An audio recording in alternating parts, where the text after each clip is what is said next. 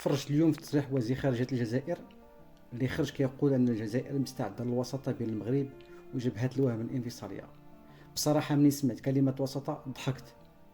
علاش؟ لانه الجزائر اولا العلاقه بيننا وبينها خاصها وساطه، ثانيا لانها قضت سنوات عديده كتزيد في التصعيد حتى دابا جات كتقول خليني نصلح بيناتكم.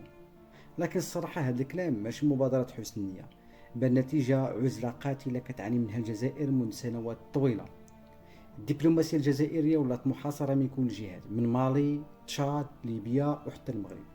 كل الدول ديال الجوار تقريبا ولات كتعتبر ان السياسه الجزائريه قائمه على خلق التوتر ماشي بناء الثقه. هذه الاستفاقه الاخيره للجزائر من خلال تبني خطاب ديال التصفير ديال المشاكل جاء مباشره من بعد قرار تاريخي لمجلس الامن، واللي عزز بشكل واضح الطرح المغربي. الجزائر فاقت من الغيبوبه ديالها اخيرا ورجعت كتقلب على اي طريقه باش ترجع من جديد للساحه الدوليه ولو عبر خطاب الوساطه. ما يمكنش كذلك نغفلوا الضغط الامريكي الكبير اللي كيتعرض له النظام الجزائري، واللي بان بشكل واضح من خلال تصويت الجزائر على قرار نزع سلاح المقاومه الفلسطينيه. الخلاصه، الجزائر اليوم ماشي وسيط. الجزائر كتحاول تهرب من العزله بطريقه فيها شويه ديال الهستيريا، شويه ديال سمحوا لي راني كنت غلط.